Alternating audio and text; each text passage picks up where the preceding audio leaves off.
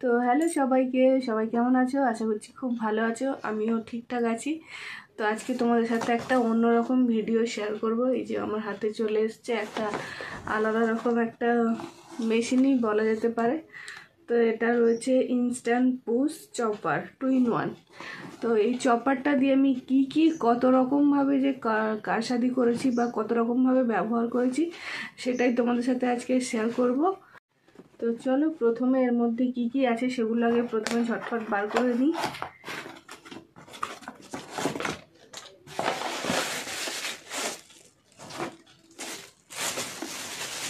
এটা অনেকের বাড়িতেই আছে কিন্তু ইউজ করো না, রেখে দিয়েছো, বাট আমি বলবো এটাকে ইউজ করতে। একটা কাটার রয়েছে, 3টে কাটার দেওয়া রয়েছে, আর একটা এটা ফ্যাটার জন্য, বেসন বা ডিম এইসব ফ্যাটার জন্য এটা। এখানে একটা ছোট আটকানোর জায়গা রয়েছে, তো এটা এর মধ্যে দিয়ে আর ঢাকনাটাকে ঠিক এইভাবে দিয়ে এরপর পুশ করার জন্য এই যে এটা রয়েছে, এটাকে বড় করা যায়। এটা লক করা আছে, লকটা খুলে দিলে এই যে বড় হয়ে যাবে। তারপর এই যে পুশ করলেই কিন্তু ভিতরে জিনিসটা ফাটানো হয়ে যাবে, আর কাটারটাও সেম। তো চলো, দীর্ঘ 1 বছর ধরে আমি এটা ইউজ করছি, আর এটাতে আমি কি করেছি তোমাদের সাথে শেয়ার করব। খুবই ভালো, খুবই ভালো। এটা মা আমাকে গিফট করেছিল, তো অনেকদিন ধরেই শেয়ার করবো বলে ভেবেও হয়নি। আজ আলটিমেটলি ভাবলাম শেয়ার করেই দিই। তো আমি এটা আমার কাছে অনেকটা মানে খুবই হেল্পফুল একটা জিনিস। তো অনেকের বাড়িতেই দেখি যে আছে, কিন্তু অনেকে ব্যবহার করো না।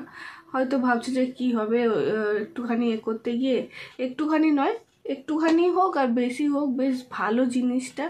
আর কত রকমভাবে ব্যবহার করা যায় সেটা ব্যবহার করলেই জানা যায়। তো চলো তোমরা দেখো আমি কি করেছি, আর তোমরা এইভাবে ইউজ করতে পারো, এটাই বলতে পারি। তো সর্বপ্রথম আমি ইউজ করেছি পেঁয়াজ কাটার জন্য।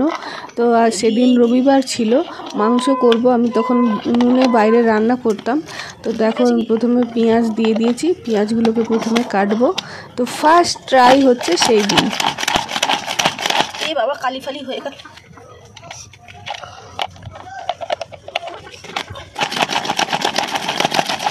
তো দেখো কিভাবে টুকরো টুকরো হয়ে যাচ্ছে বড় বড় পেঁয়াজগুলো, আর এটা কিন্তু আমার চোখে একটুও জল আসছে না, যেহেতু এটা ভিতরে হচ্ছে। আর পুরো কালিময় মাখামাখি হয়ে গেছে, কারণ আমি উনুনে রান্না করছিলাম, তো হাতটা আমার কালিই ছিল।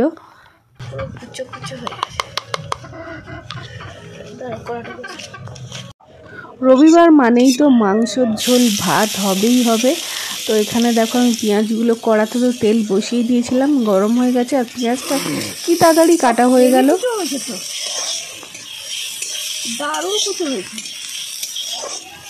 এটা হচ্ছে মোমো করলে এই পেঁয়াজটা ভালো কাটিং হবে এইটাতে।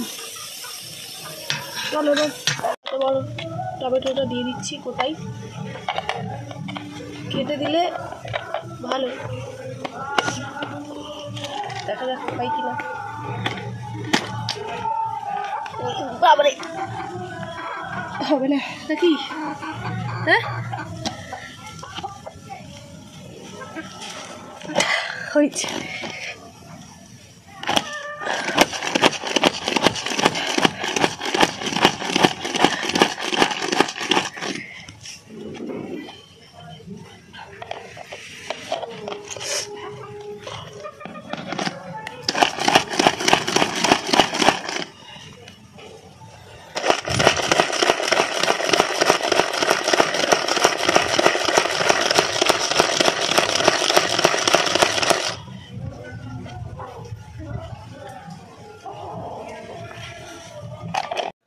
তো এই মেশিনটাতে আমি এখন গাজর আর বিট কুচো করব, দেখি কতটা কুচো হয়। যদিও আমি একটু ছোটো ছোটো করে কেটে নিয়েছি, তার কারণ হচ্ছে খুব বেশি চাপলে যেহেতু ডিবেটা প্লাস্টিকের মতো, এটা নষ্ট হয়ে গেলে পুরো মানে মেশিনটার খেল খতম হয়ে যাবে। তো সেই জন্য আমি একটু ছোটো ছোটো টুকরো করে নিয়েছি। এবার দেখি, যেহেতু আমি সকালে টিফিনে একটু খিচুড়ি বানাবো, তাতে দেবো, যতটাই ঘেটে যাক বা কিছু হোক, কিছু অসুবিধা হবে না। তো সেই জন্য দেখি গাজরটা বা বিটটা কেমন কাটা হয়। তো চলো দেখি কেমন কাটা হয়। এই যে এখানে পেঁয়াজ 2 টুকরো নিয়েছি, দিয়ে দিলাম।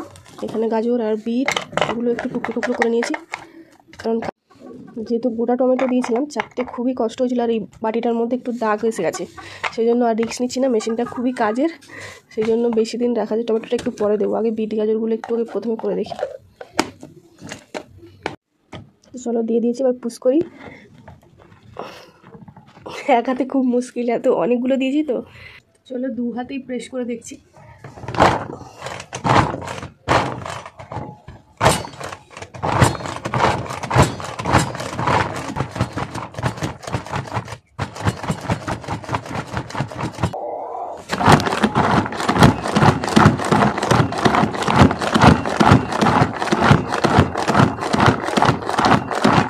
তো এবার একটু খুলে দেখবো, কারণ টমেটোটা দেবো, বেশি টুকরো টুকরো করবো না। এবার টমেটোটা দিয়ে দিচ্ছি, এবারে আরও একবার প্রেস করে নেব। এক হাতে হবে না।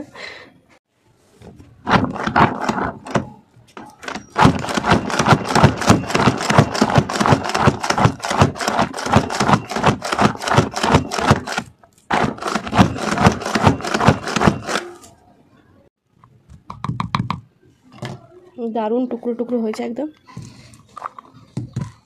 তো বিট গাজরও খুব ভালোভাবে টুকরো টুকরো করে কাটা যাচ্ছে, আর আমি খিচুড়িতে খুবই ছোটো ছোটো করে টুকরো টুকরো করি সব কিছু আনাজ, তো সেটা বেশ গাজর বিট দেওয়ার সময় অনেকটা কাটতে হয় ছোটো ছোটো করে গাজরগুলো, তো বেশ ভালোই হলো। মানে খুবই সুবিধা হচ্ছে মেশিনটা পেয়ে, মায়ের থেকে একদম দারুণ গিফট। আর কী কী করা যায় তোমাদেরকে পরে পরে শেয়ার করবো, একসাথে পুরো সব কিছু জুড়ে তোমাদেরকে দেখাবো।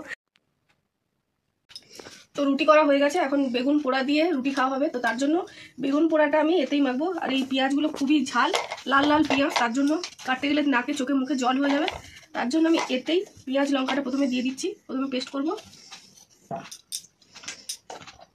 পেস্ট বলছি কাটিং করব, তারপরে হাতটা মুছতে বন্ধ করো। ঠিক আছে,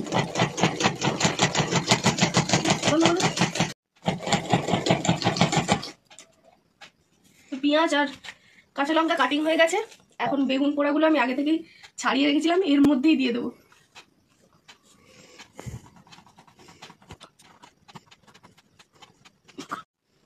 তো প্রথমে একটা দিয়ে দিয়েছি, একটা হয়ে যাক, তারপর আর একটা দেবো।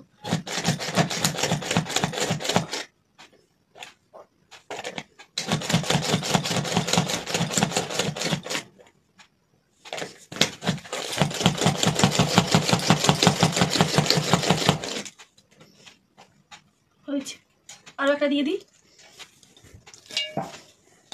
এই যে আমি দুটোই ছাড়িয়ে রেখেছিলাম, তো এর মধ্যে দুটো যেহেতু দিয়ে দিয়েছি, এর মধ্যে সর্ষের তেল, কাঁচা সর্ষের তেল আর নুনটা এর মধ্যেই দিয়ে দেবো।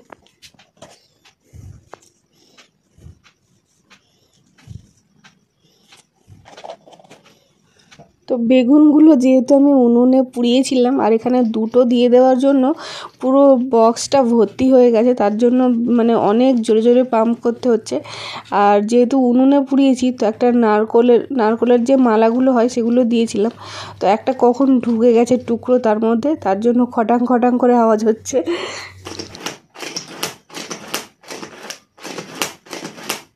তেমন একটা আওয়াজ হচ্ছে না,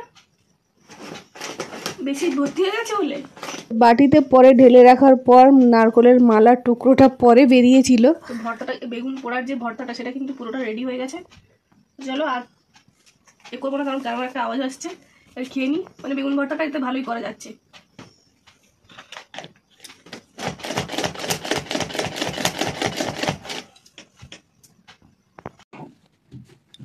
এই যে ঢেলে দেওয়ার পরে পুরো ভালো রকম মাখা হয়ে গেছে, হাতের থেকেও অনেক ভালো মাখা হয়েছে। পেঁয়াজগুলোও কাটতে হলো না, চোখ থেকে জলও বেরোলো না, এদিকে বেগুন মাখাও হয়ে গেল দারুণ। পেঁয়াজ কাটা ফাটা তো অনেকবার দেখিয়েছি, এখন আমি করব ডিমের টোস্ট। তো তার জন্য দেখো ডিমটা কীভাবে মানে জাস্ট 1 সেকেন্ডের মধ্যে ফেটানো হয়ে যাবে। তো চলো ঝটপট করি। এই যে পেঁয়াজটা তো কাটা হয়ে গেছে, এতটা পেঁয়াজ দেবো না, আমার রান্নার জন্যও লাগবে, তার জন্য আমি একসাথে কুচিয়ে নিয়েছি। এই যে পেঁয়াজটা নিয়ে নিয়েছি, এরপর দিয়ে দেবো এই, ওটা কাটার ছিল আর এটা ফেটানোর জন্য উল্টো দিকে না, উল্টো দিকে এই সরু মুখটা এই দিকটা দিতে হবে। এরপর ডিমগুলো ফাটিয়ে এর মধ্যে দিয়ে দিই।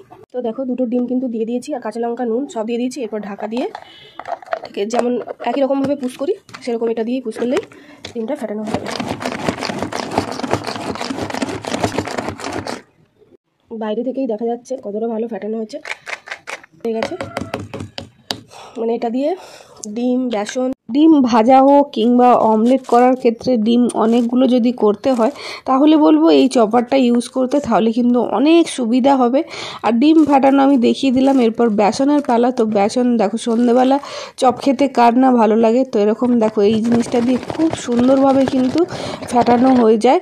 আর যেটুকুনি একটু শুকনো থেকে যাবে একটু জলের পরিমাণটা বুঝে দিতে হবে। তো দেখো আমি এখানে সন্ধ্যেবেলা বেগুনি করছিলাম, আলাদা কোনো বাটিও নিতে হয়নি, এই বাটিটার মধ্যেই আমি কিন্তু ডাইরেক্ট চুবিয়েই কিন্তু কড়াই দিয়ে দিচ্ছি। আর নুন, খাবার সোডা, তিল, কালো তিল সবই এর মধ্যে দিয়েই একেবারে ফেটিয়েছিলাম। তো ডাইরেক্ট একেবারে বেগুনি হয়ে যাচ্ছে গরম গরম। তো এত ভালো পেঁয়াজ কাটিং হয় এর মধ্যে, তো আমি মোমোটা কি না করে থাকতে পারি? তো দেখো এখানে কতগুলো পেঁয়াজ যদি এরকম ছোট ছোট করে কাটতে হয় কতটা সময় লাগে আর কতটা চোখের জল ফেলতে হয়। সেক্ষেত্রে একদম 5 মিনিটে আমার কতগুলো পেঁয়াজ, এবং সব থেকে বড় কথা সবগুলো কিন্তু সমানভাবে নিখুঁতভাবে একদম ছোট ছোট করে কাটা হয়েছে। তো এরকম মোমো বানানোর ক্ষেত্রে তো খুবই কার্যকর এই জিনিসটা। আর মাংসও কিন্তু কাটা যেতে পারে এর মধ্যে, মাংসর মধ্যে যদি না একটাও হাড় থাকে না, মাংসগুলোও কিন্তু এইভাবে ঠিক ছোট ছোট করে বের করে নিতে পারো। সব সময় কিন্তু ভিডিও করার পজিশন থাকে না, এক একদিন খুব তাড়া থাকে। তখন পুচকিরা খুব বায়না করছিল, তো ঝটপট করার জন্য একদিন আমি মাংসও এতে কিন্তু কাটার মানে চপার করেছিলাম, তো সেটা কিন্তু খুবই ভালো হয়েছিল। তো ফিশ বল করার জন্য কিন্তু মাছটাকেও চপার আমি একবার করেছিলাম, লোটে মাছ করেছিলাম একবার, তো সেটাও কিন্তু খুবই ভালো হয়েছিল, সেগুলো আর ক্যাপচার করা হয়নি। এরপর আমি তোমাদের সাথে শেয়ার করছি এখন নারকোলটাও কিন্তু আমি এতেই চপার করেছি। তো নারকোল আমি ঘুগনিতে দেওয়ার জন্য বা যে কোনো তরকারিতে দেওয়ার জন্য কিন্তু ছোট ছোট টুকরো করতে হয়, তার জন্য অনেকটা সময় লাগে, অনেকটা ধৈর্য লাগে। তো দেখো আমার জাস্ট 2 মিনিটে রেডি হয়ে গেল নারকোলের কুচো। তো আলুও কিন্তু ছোট ছোট করে ভাজা করতে চাইলে পোস্ত দিয়ে তখনও কিন্তু এটা দিয়ে খুব ভালো কাটা যায়। তো দেখতেই পেলে তো আমি কিভাবে সবটা তোমাদের সাথে শেয়ার করলাম, কি কি করেছি। তো তোমাদের কেমন লাগলো অবশ্যই কিন্তু জানিও, আর যদি ভালো লাগে একটা ছোট্ট লাইক করে দিও। আর অবশ্যই বন্ধুদের সাথে শেয়ার করো, যাদের বাড়িতে এটা আছে তাকে অবশ্যই শেয়ার করো। এরকমভাবে কত রকমভাবে সব থেকে মেনলি খুব কাজের জিনিস হচ্ছে পেঁয়াজ কাটার জন্য চোখ থেকে জল বেরোবে না।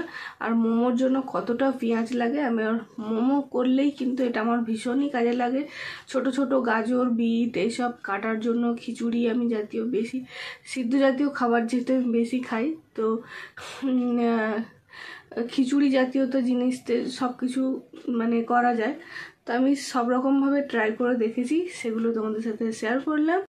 আর লাস্টে একটা কথাই বলি যে যারা প্রথম হয়তো আমার ভিডিও দেখছো, তারা হয়তো মানে যখন কনসিভ করি যে ভিডিওটা আমি তোমাদের সাথে শেয়ার করেছিলাম, তো সেটা দেখে অনেকে IVF এর কথা জিজ্ঞাসা করছো, কত টাকা খরচা। অলরেডি ভিডিও বানানো আছে, তো সেগুলো দেখে নাও কষ্ট করে, ওখানে আমি পুরো ডিটেলসে দিয়েছি। এরপরেও যদি তোমরা যে কমেন্ট করো যদি যে শুধুমাত্র IVF ক্ষেত্রে মানে ওখানে প্যাকেজটা কত বা ট্রান্সফার করলে কত নেয়, শুধুমাত্র সেইটুকু জিনিসটা যদি তোমরা জানতে চাও তাহলে কমেন্ট করো, আমি এরপরে ওই ভিডিওটাই শেয়ার করব।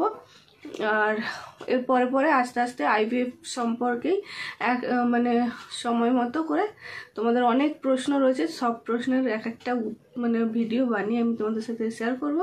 তো চলো আজ এই পর্যন্তই, দেখা হচ্ছে নেক্সট ভিডিও। সবাই ভালো থাকো, সুস্থ থাকো, অবশ্যই আমার সাথে থাকো। আর যদি নতুন হয়ে থাকো অবশ্যই চ্যানেলটাকে সাবস্ক্রাইব করে দাও, এটা ছোট্ট অনুরোধ। আর যদি ফেসবুক থেকে দেখছো তাহলে ফলো করে নাও, যদি না ফলো করে থাকো। আর চলো পরবর্তী ভিডিওতে দেখা হচ্ছে, টাটা।